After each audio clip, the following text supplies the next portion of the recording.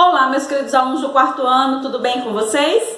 Sejam muito bem-vindos à nossa aula da EI dessa semana. E na nossa aula de hoje nós vamos refletir um pouquinho sobre os bairros da Cidade da Memória. Então, este conteúdo está entre as páginas 123 até a página 129, tá bom?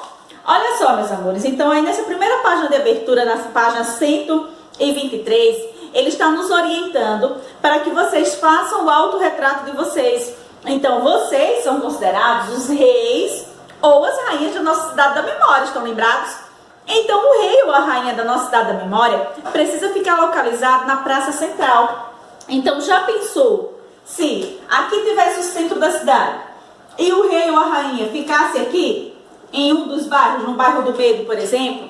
Seria mais fácil dele governar toda a cidade se ele estivesse em somente um bairro ou se ele ficasse aqui no centro da cidade? O que seria mais fácil?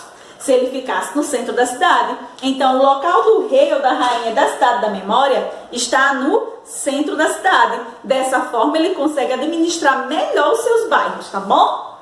Então, nesse encarte que vocês têm no final do livro, vocês vão desenhar o autorretrato de vocês, que é uma foto de vocês mesmos, vocês vão desenhar, tá bom? E lá na próxima página ele vem trazendo algumas reflexões. Olha só, o Grilo de Galá diz que faz uma pergunta para vocês. Eu gostaria que vocês refletissem daí de casa, tá certo? Por que o rei ou a rainha eu precisa ficar na praça central da cidade da memória? E aí o Kaká fala o seguinte: o que é que aconteceria com a cidade da memória se o rei ou a rainha eu passasse a viver apenas em um bairro, por exemplo, no bairro do Medo? Então foi o que a tia acabou de falar, não é? Da praça central é mais fácil que o rei e a rainha eu transitem em todos os outros bairros. Então, se ele ficar no centro, é mais fácil dele transitar em todos os outros bairros da cidade da memória, não é? Para verificar como estão organizados, não é?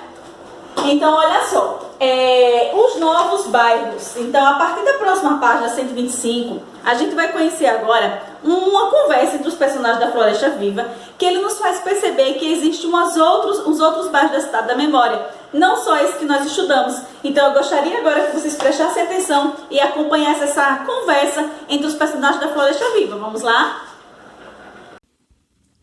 Olha só, turminha, ele vem perguntando aí quais são as memórias que podemos guardar no bairro Tristeza e o que podem nos ensinar coisas boas. Quais são as memórias que podemos guardar no bairro Tristeza e que podem dominar o rei ou a rainha da cidade da memória, não permitindo que ele ou ela governe bem? E aí, gente? Reflitam sobre essas questões e vão anotando a percepção de vocês, tá certo? Quais memórias do bairro Felicidade podem nos ensinar coisas boas? E quais são aqueles que podem dominar o rei ou a rainha? Então, aí a gente percebe que existem outros bairros da cidade da memória. Tristeza, da Felicidade. Quais memórias do bairro Amizade podem ensinar coisas boas e quais podem dominar o rei ou a rainha, impedindo que ele governe bem? Quais as memórias que podemos guardar no bairro das Brigas? Olha só o que o Antônio está trazendo aí para a gente, né? Então, no bairro das Brigas, quais são as memórias que a gente pode guardar? E quais aquelas que podem nos prejudicar de governar bem a nossa cidade da memória? Quais são as memórias do bairro da Preguiça? Podem nos ensinar coisas boas? E quais são aquelas que podem impedir o rei ou a rainha de governar bem? Então, vocês vão descrever aí, vocês vão refletir aí, que existem outros tipos de bairro, como o da tristeza, felicidade, da amizade, das brigas, não é? Da preguiça, e que todos esses bairros, apesar de serem coisas ruins, algumas delas, que podem nos causar danos como não saudáveis, porém, elas podem nos tirar um ensinamento bom a partir daquela lição, né? E aí a Carol traz que vocês deverão citar nesse espaço aí abaixo alguns outros bairros que podem existir ou que podem ser construídos na nossa cidade da memória. Então, pensem aí e façam, ok?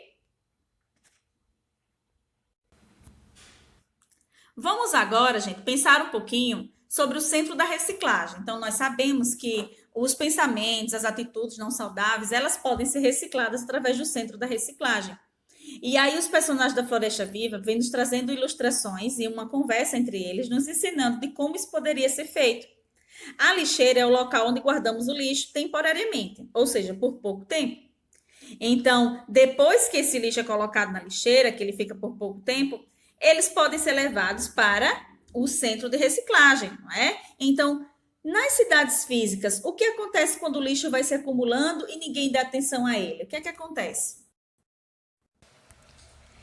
E aí, ele começa a ficar com mau cheiro, a atrair insetos e também a nos incomodar. Será que na cidade da memória o lixo acumulado também nos incomoda? E aí, o que é que vocês acham? Porém, nós temos que aprender a transformar essa lixeira em um centro de reciclagem. Então, dessa forma, nós transformaremos esse lixo em algo que possa ser reaproveitado por nós de forma positiva. Você se lembra do que fizemos em nosso lixo da cidade da memória na lição 5? E aí? Vamos pensar mais sobre isso? Então, vocês estão lembrados que na lição 5 nós aprendemos a reciclar os nossos mesmos, nós demos um outro sentido para ele? Então, turminha, agora a tia vai explicar a atividade de casa. Olha só, o Cacá diz assim: olá, querido rei e querida rainha. Quando imaginamos uma lixeira, logo pensamos em um lugar onde jogamos o lixo. E quando imaginamos um centro de reciclagem, logo pensamos em um lugar onde o lixo será transformado, ou seja, reciclado para ser reaproveitado novamente. Agora vamos pensar nas suas memórias. Pense em cada questão a seguir, da página 129, dessas questões aqui que vocês vão fazer em casa, tá? E escreva sobre o que você gostaria de enviar para o centro de reciclagem. Vamos reciclar os lixos da nossa cidade da memória? Vamos lá? Então aí, agora, o que eu posso enviar ao centro de reciclagem da minha cidade da memória? Então vocês vão pensar nessas 5 situações aqui e vão escrever. Não esquece de tirar uma foto e mandar para a tia Ju, tá bom? Estarei aguardando. E lembre-se também dos trabalhos que a tia pediu, que até hoje eu recebi poucos trabalhos. Cuidado! A nota de vocês estarão baseada nesses trabalhos, tá certo?